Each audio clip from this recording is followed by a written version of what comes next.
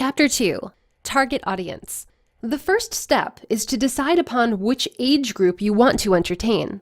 Is it the 3 and under age, the 4 to 8 range, the 8 to 12 range, or the 13 to 18-year-old range? There are specific styles that must be adhered to in order to gain the interest level of that age group. Going outside of each group by a couple of years is okay, so you don't have to worry about it too much. However, you must focus your book within that target audience. If you want to entertain a 12-year-old and have a Jack and Jill went up the hill style book, it will not do very well. It is simply too easy and boring for the target audience. On this flip side, you do not want the audience to read above their heads. You will not want to include words or a plot that the reader cannot follow. Once again, if the child cannot understand it and keep up with it, then they will simply put the book down and walk away from it. This is not a good outcome for your efforts. The best way that I have decided upon the target audience for my books is to stay with what I know. I would recommend talking with children you already know, maybe family members of a particular age group, and seeing what interests them. You will know this audience if you know these children. Moreover, you will have a focus group to try out your new book. When I wrote my book, Peter Porcupine Has a Birthday, I targeted for the 4 to 8-year-old age group, so I decided to give it a read to my 4-year-old son.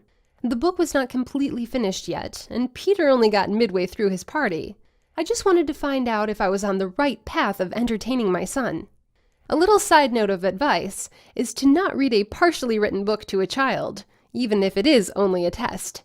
When I got to the last page of what I had done, my son grabbed the book from me and began flipping through the pages. He wanted to see what happened to Peter Porcupine, and when I explained to him that Daddy had not finished it yet, he became angry with me and jumped off my lap. He went into his bedroom because we were sitting in the living room and began crying and said that Daddy did not finish the story and he wanted to see how the party went. This little test trial was evidence to me that I was on the right path with my book because it held my son's interest. It also showed me to never read an unfinished book to a child. It was a lesson that only took me one time of doing to completely understand that children do not like to be continued type of stories. Another example of writing outside your target area happened with my oldest son. He was 16 at the time I wrote my Make Your Own Path style book, Peter Porcupine and the Legend of Long Ears the Pirate. When I read it to my target audience, which was the 4 to 8-year-old category once again, my youngest son, who was 4 at the time, breezed through it and made all the right decisions the first time. He found the treasure and returned home safely. Exactly how we were supposed to read the book. However, my oldest son, the 16-year-old, did not get through it safely the first time. In fact, it took him 4 tries before he made all the right decisions, as a young child would, and got the treasure and returned home safely. This showed me that the level of decision-making changes somewhere between those two age groups, the 4-year-old and the 16-year-old. Even my second oldest child, who was 14 at the time, had a hard time. It took him twice before he got through it. However, my second youngest child, who was 12 at the time, got through the book the first time and thought it was too easy of choices. Let us break this down into the 4 particular age groups. 4-year-old. It was challenging, but not so challenging that he could not get through it. It held his level of interest and wanted to do it again to see if he could make the right decisions again. 12-year-old. It was too easy for her and became bored with it. The decisions were obvious and far too easy. She asked me to write a much harder one. 14-year-old. Found it was somewhat challenging, but the wording was too easy for him. Even while it was challenging, it did not hold his interest. He wanted something that had more choices and had a stronger plot, with words that were not so easy to read. 16-year-old. Found it a little too challenging because he did not think the choices would be that easy. He thought that because it was that easy of a choice, it was a setup for him to fail. The words were immensely too simplified for his reading level. Because he thought the obvious choice was a setup, he showed his level of adulthood and maturity. They think that if something is that easy, there is a catch to it. It did not hold his interest level at all because he became irritated with it. While I never told my children that I was thinking about their input, they demonstrated to me something much more than just the target audience I was attempting to entertain. It revealed to me that as children get older, not only does their vocabulary broaden, they become a little more jaded by life. This jading that life has done to them influences the choices they make, as well as the choice of books they read. The younger the child, the more innocent they are. They believe everything that people tell them because they assume that everyone is truthful and honest. Things they read are literal without hesitation. Their thought process is pure because most of the interaction they have is with their family, and family always protects and comforts them. They believe the world is as pure as snow and everyone is honest. As the child gets older, they watch current events on television, and they interact with people outside of their families and begin to discover that the world is a harsher place than they originally thought it was. Lies and misrepresentations taint them. Those skepticisms transfer into their thought process and resulting choices. These choices of interest come in all forms, and interest in a particular book is one of them. Naturally, there are exceptions to every rule, and not every child thinks the same. This is only a measuring stick in respects to your writing style. You should not want to write a zombie or vampire book that has gory details and surprising plots for a toddler. Dr. Seuss never puts a spin on any of his books. They were straightforward and taught some sort of lesson along the way. If you are gearing for writing for toddlers, you need to keep that in mind. There are no surprise endings and teaching a story. Save space within those pages for colorful pictures. Do not be afraid to compare your work to that of Dr. Seuss, and always keep his style of writing in mind. Sure, some of his books may seem a bit on the far side, but children love them. I'm sure you had a few of Dr. Seuss's books tucked somewhere in your bookshelf as a child. He is the measuring stick for all toddler books. They were creative, fun, and taught valuable life lessons without being preachy to the child. Oftentimes, the child would learn a lesson without even realizing they are learning one. If you can accomplish this feat, then you have a solid children's book in your hands, and I congratulate you on that. As children get older, your writing must follow them. With each age range, fewer pictures are involved, more words that are comprehensible are used, and the plots become more surprising.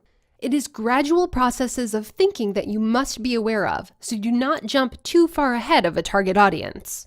I ventured into the 13 to 18-year-old audience when I wrote a book about zombies. Even though I had never written in such an age range, I decided to let my oldest take a look at it. Once again, I noticed a problem, regardless of age, when writing children's books, because I didn't have this one completed yet before I let him read it. The result was the same, without the crying factor or pouting measures that the 4-year-old had done previously. However, it once again showed me that I was on the right path. The book held his interest level, and he wanted to read more about it. The details were much gorier than I had previously written, and the plot had a few surprises right from the start. I followed his rational thinking that if something was too easy, then something bad would happen. Therefore, I took those parts of the story and tweaked them in order to fool even the most mature of his age. He thoroughly enjoyed it. The wording used was a bit more mature in both nature and style, and he found it somewhat challenging to read. My 14-year-old, at the time, found it almost too challenging to read due to the wording style I used. However, the plot was great, and he loved the gory details about the zombies attacking people.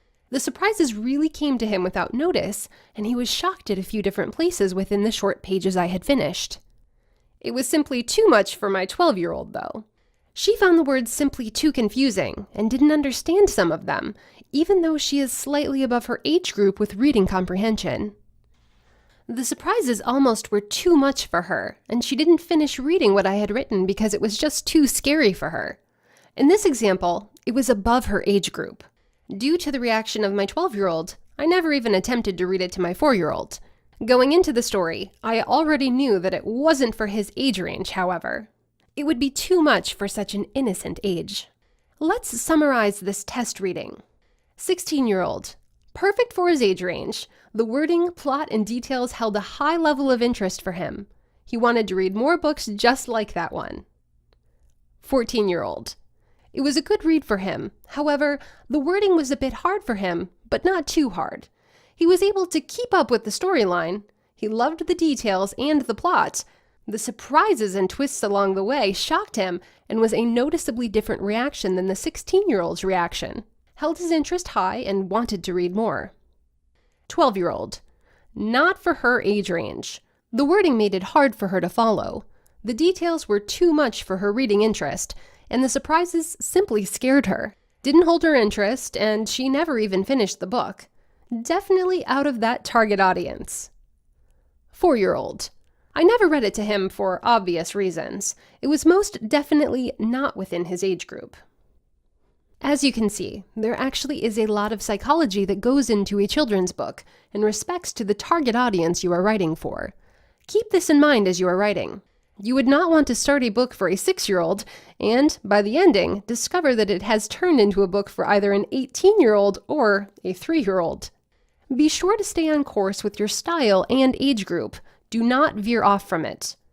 For this reason, you may have to step back from your book from time to time and read it to yourself so that you are certain that you are staying within that age range.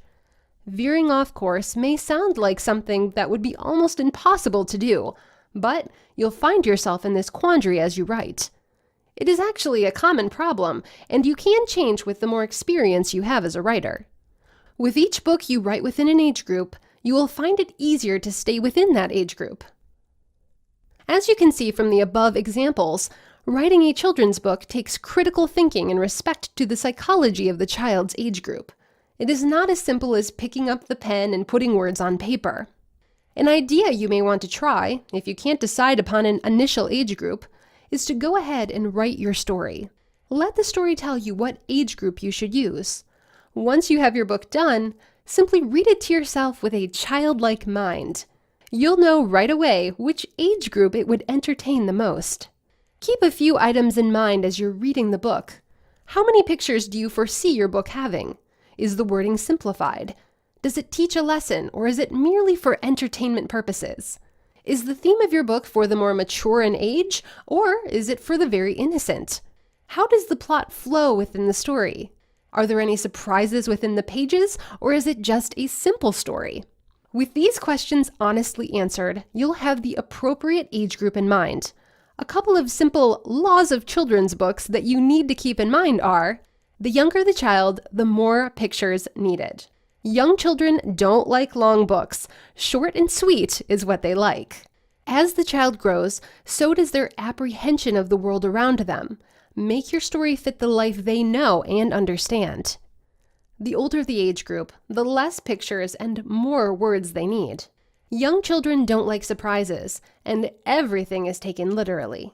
The older the children, the more surprises and twists they enjoy. Take them away from the norm within your story.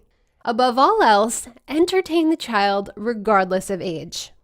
The last item to keep in mind is probably the most important.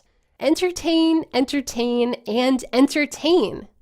Make them not want to put the book down. Envision them sneaking to read your book during times they really aren't supposed to. Even though this is not a good action for the child to do, it shows they enjoy your book, which means they are growing their mind and you are entertaining them. You will find that once you see a child excited about something you had written, there is no greater feeling. As previously mentioned within this section, if you are writing a children's story for the sole purpose of entertaining, you will understand the feeling in which I speak of. The accolades will come if you are in it for the right reasons.